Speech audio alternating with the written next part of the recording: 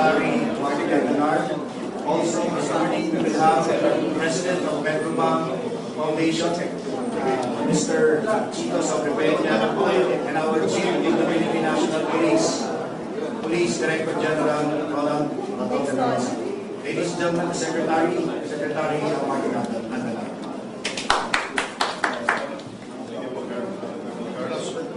Isang makasaysayang umaga naman ng mga kabayan. Sa araw po na ito, ipapatunayan po natin ang isang napakagandang proyekto mula sa Davao City na napaka-epektibo ng pagpapatakbo ng rescue and response. At dahil nga sa ating Pangulong Duterte ay mayiging isang nationwide na po ang scope ng 911. Kaya tumayan po natin ito sa pamamagitan po ng tulong na rin ng iba't ibang ahensya at iba't ibang pribadong sektor at sa PACQUINO at sa PNP. Pero hayaan ko na lamang po ang Chief PNP siyang mag-announce ito natin. Maraming salamat.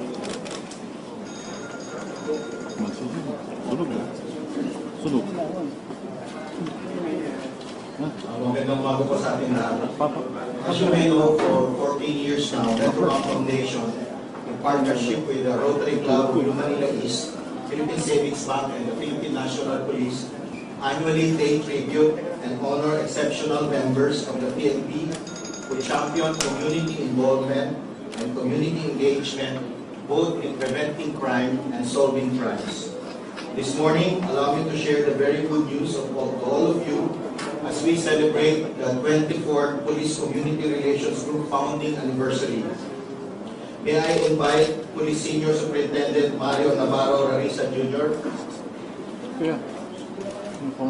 It is indeed my pleasure to announce, hindi pa po niya alam ito, alin po kayo dito? And congratulate Police Senior Superintendent Mario Navarro Rarisa Jr., the Deputy Director of PCRG, for being awarded one of the 2016 awardees of the Search for Cops. Police Senior Superintendent Rarisa have been selected as one of the officers in the Commission Officers category of Cops. Congratulations, sir. I will now turn over the formal letter to Police Senior Superintendent Rarisa, announcing that aside from the national recognition, you will receive ₱500,000 pesos on September 5 during the awarding ceremonies. Congratulations to the Senior Superintendent Rarisa.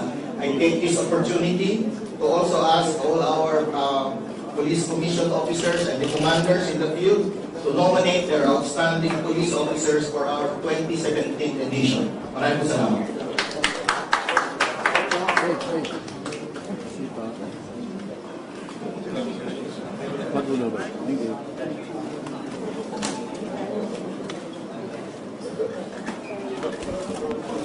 Good morning, everyone. Before I even assume command as Chief PNP, I already expressed my desire to have a 911 emergency response system nationwide, like the one we have in Davao City. I believe that the 911 system we have in Davao was a big factor in helping the police effectively suppress crime and illegal drugs in the city. As I said, we need the help and support of our citizens to fight crime. The police must work hand in hand with the community. When we first expressed this to PLDT, they told us changing the National Emergency Response System from the existing 117 to 911 is difficult and will take a long time.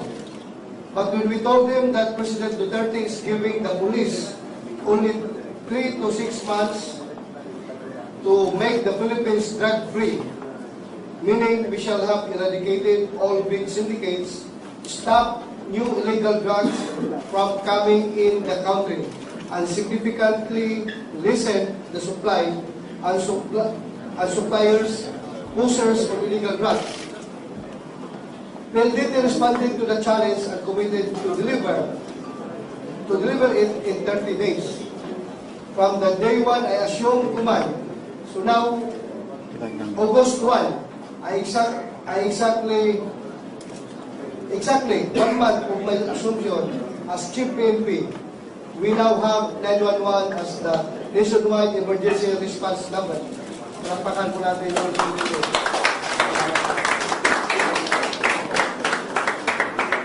We would like to also express our thanks to other telecommunications companies that followed suit and got together to adopt 911 as the emergency response number. They all signed a memorandum of agreement last July 14 with the Department of Communication and Information Technology, DCIT, and the Department of Interior and Local Government, DILG, with our private sector leaders as witnesses committing to support the development of the nationwide 911 emergency response system. Today, our 911 first responders are the police because we are the ones ready to receive calls for assistance nationwide. It will take some time to integrate the other emergency response like fire, medical, and disaster because we are still building the capabilities of local government units to be able to provide and sustain such services. So for now, your police will be the one to answer first. So I am calling all chiefs of police all over the country to be alert and respond to the calls routed to you by our 911 call center and to immediately provide police assistance to our people when needed. I am also appealing to our people to refrain from making prank calls or test calls to our 911 hotline because this will clog up the lines and prevent people with real emergencies to reach us. Change is indeed here. An innovative system that works so well in Davao is now being implemented nationwide. Thanks to the strong leadership of our President, Rodrigo Roa Duterte, who really insisted on having 911 as our emergency response number. Why 911? Because it is the universal number for emergency and people easily know and remember it.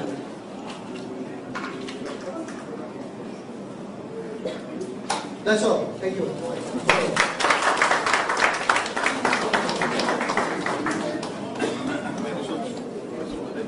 Questions?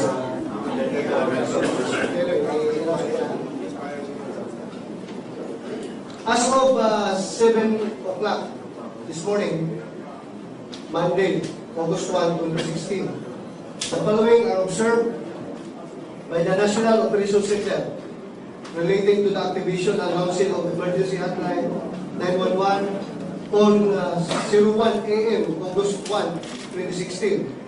Recorded calls is 2,475, legitimate handled calls 75, drop calls 1,119, and prank calls is 304.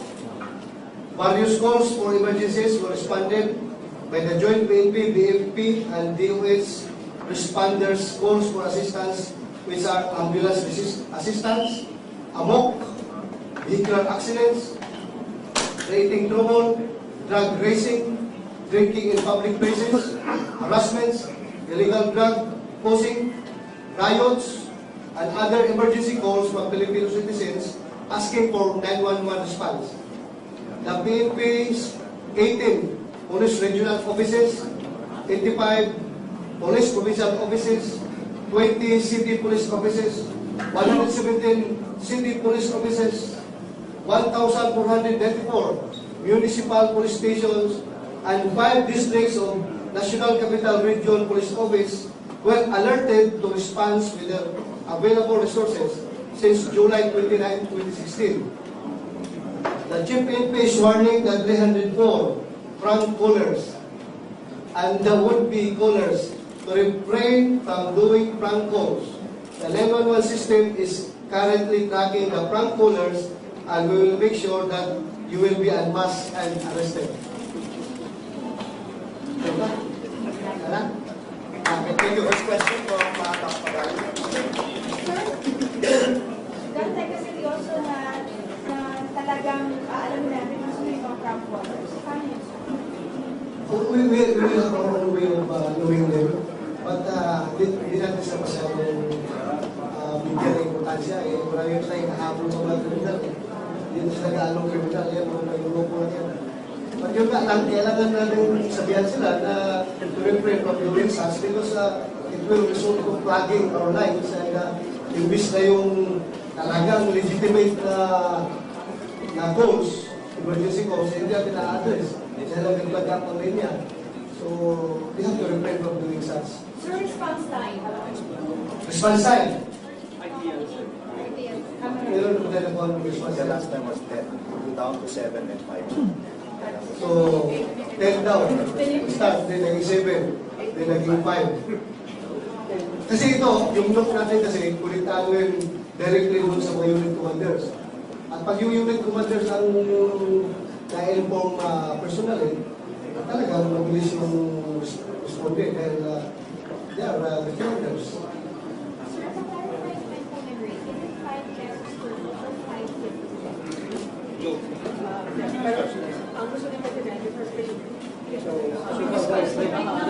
so far, the President later, ginagawa pa kung yung executive order na nasasabihin na dapat free yung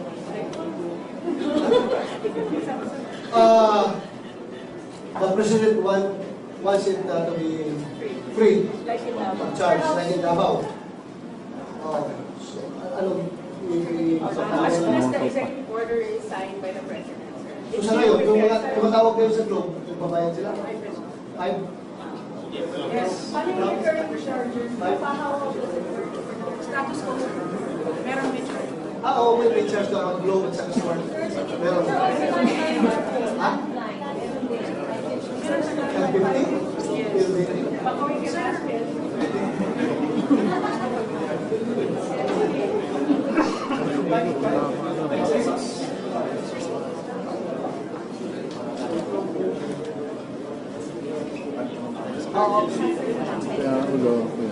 Yun na, sa gusto lang na muna, kung may tawag, may bayad. Pero hinihintay pa nila yung executive order galing from NTC sa DLG na gawing free. So it meaning, the government will be the ones who will subsidize, who will shoulder the payment. I am a Kalma and then Marisa Mali. Yes. Of course, this is an emergency office.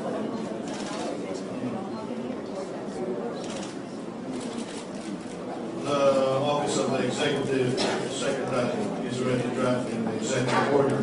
Now, I do believe that the 5 peso that Globe is charging and Smart is charging, this is based on the good practices in the United States of America.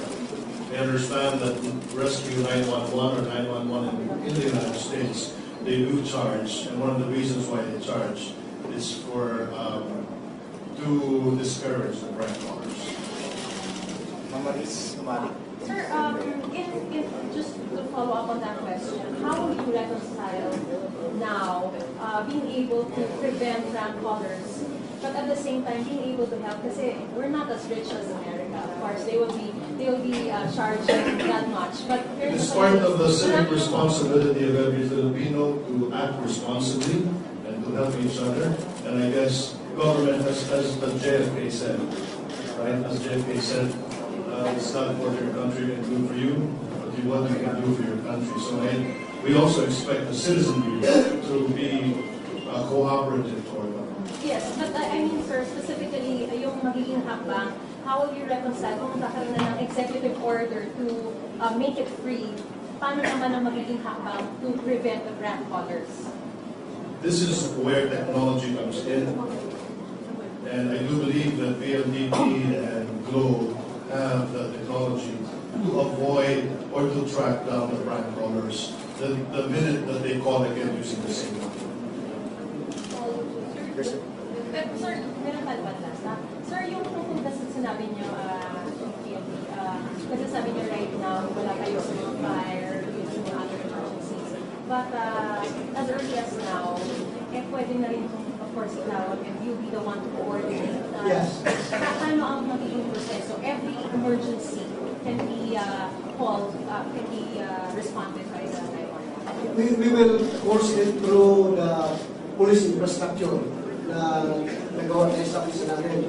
So yung police doon sa lower ground, doon sa field mismo, sila nang pupunta sa contact ng fire, ng health services, or yung iba, medical education, disaster, sila na mag-coordinate. Kaya nga, hindi pa gaano na efficient dahil nga yung police parang ginagamit natin.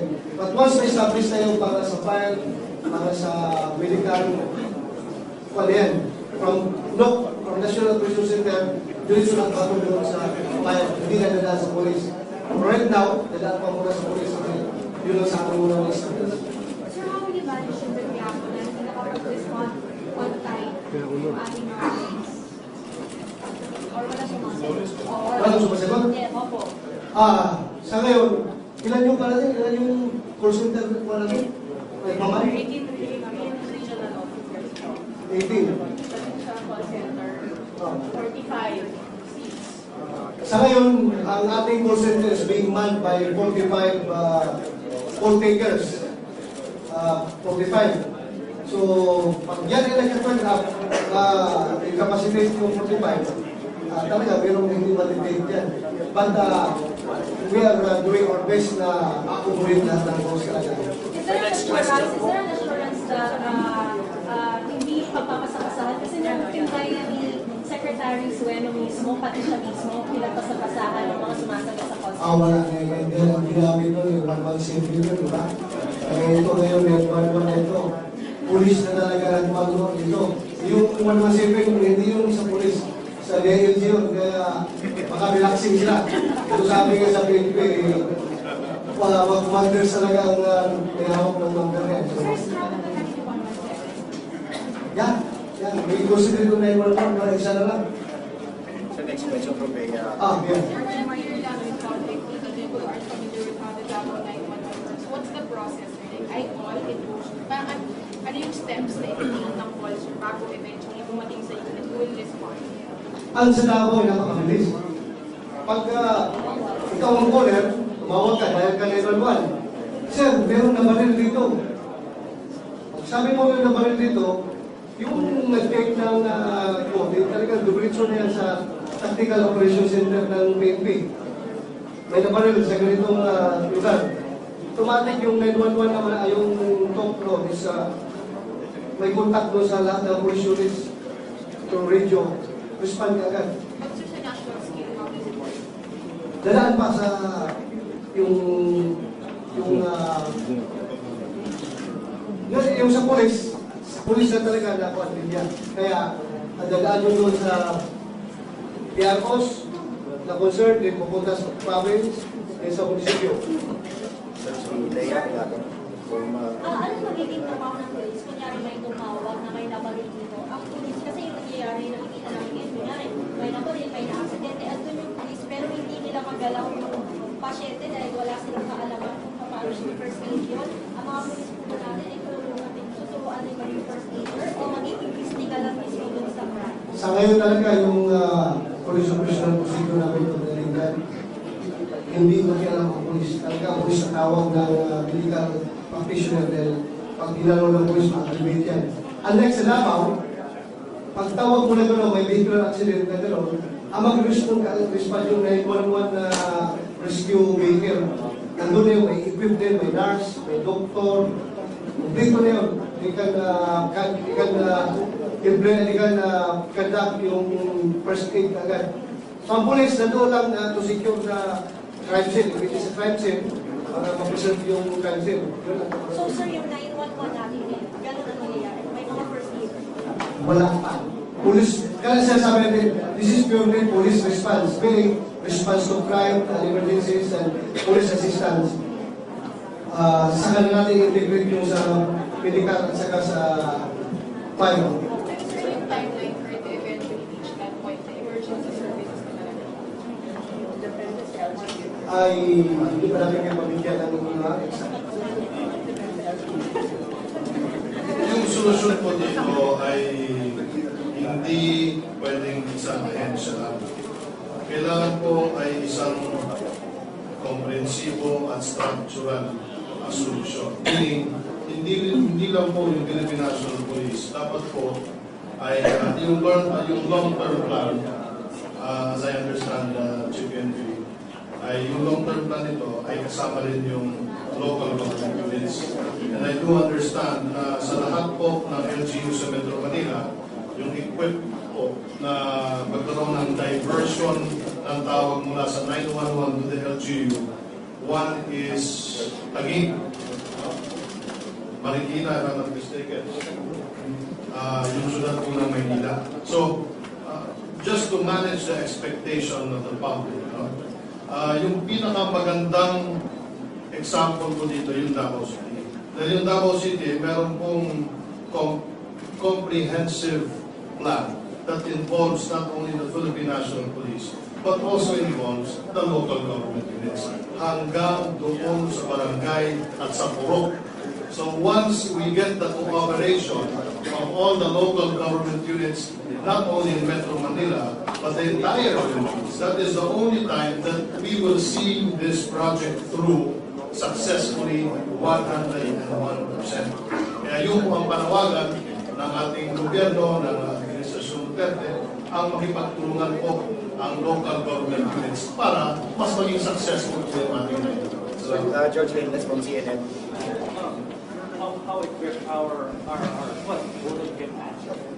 How equipped our policemen right now in terms of communication devices, because it's vital in responding for us to achieve the ideal response time. Right now, we are 100% communication equipped to ating kapulisan. We are to ating communication system is up to the last responder. Kompleto yan. Yung patrol ka natin, may radio, connected sa police station. Yung police station naman, may radio, connected to the provincial police office. Yung province, connected to the region, and region connected to National Operation Center. So, kaya kami very brave na i-launch ito ngayon for police emergencies only dahil ready na kami ng aming infrastructure. Lalo nga na sa communication. Therefore, sir, there's no excuse if they cannot respond immediately to a particular incident. There's no excuse. Joy Carlos po. Sir, the 911 group nationwide, how about in the part of Governor San Mario sa Andanar? Yes. Yes, ma'am.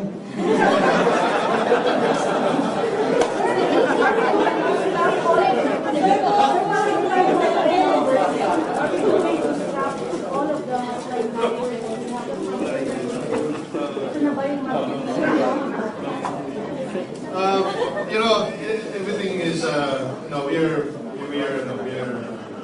creatures of habit. So yung mga sanay sa 16565, yung mga sanay sa 117, you can still dial those numbers. But you will be diverted to 911.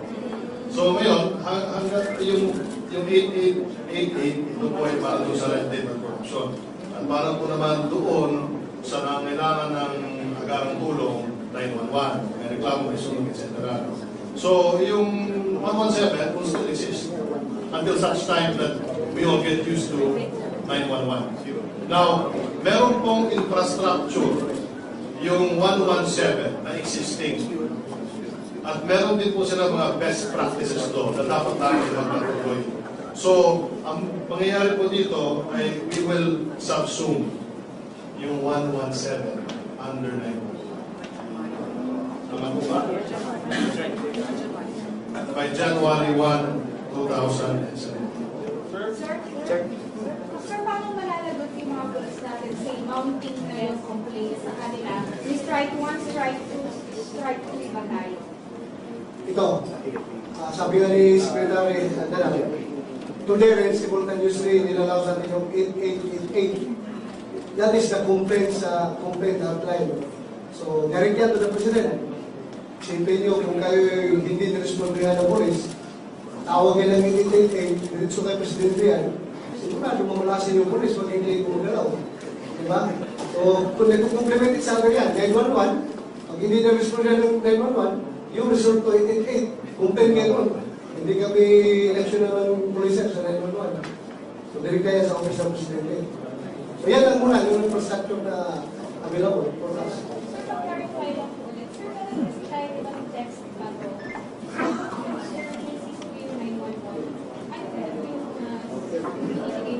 Yung text ba to, actually, hindi yung pang-emergency talaga. Yan yung bigay ka na information about drugs, information about organized crime groups. Pwede rin kung pwede rin yung mulalaan kayo for emergencies. But I suggest yung 911 ang gamitan na yung emergency.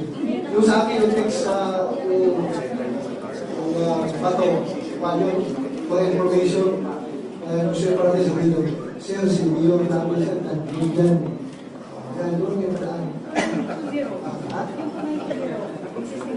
Existing na rin ang operator na isa-subsume na rin yan namin sa bato. Recommend the implementation of national license para mag-minimize natin yung Ako, personal gusto ko. I don't know, kung magkakausap ka sa Congress, kung gagawin natin, ako personal gusto ko. Kasi, yung ibang bansa na nabili ko sa Asia na Paul, meron sa meron ang ganda ng resulta nila. So, personal. That's 2 questions. Sorry, actually, ayan, ko say,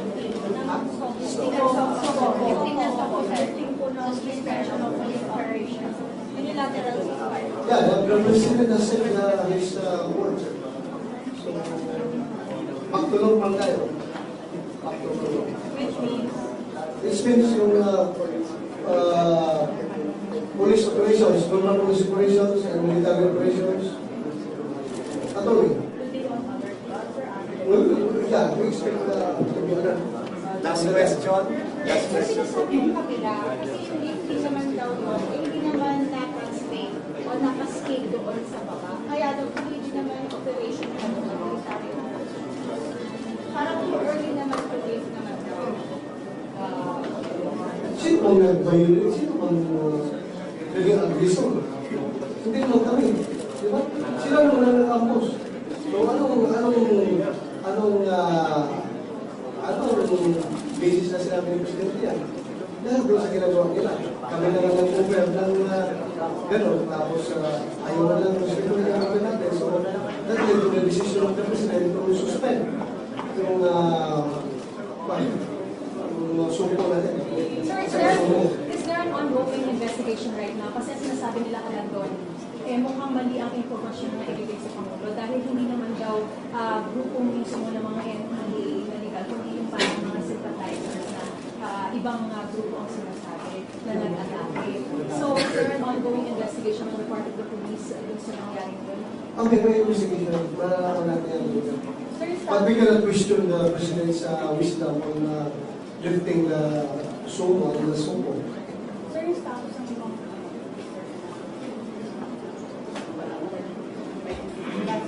Hawak tayo nila. anong natin?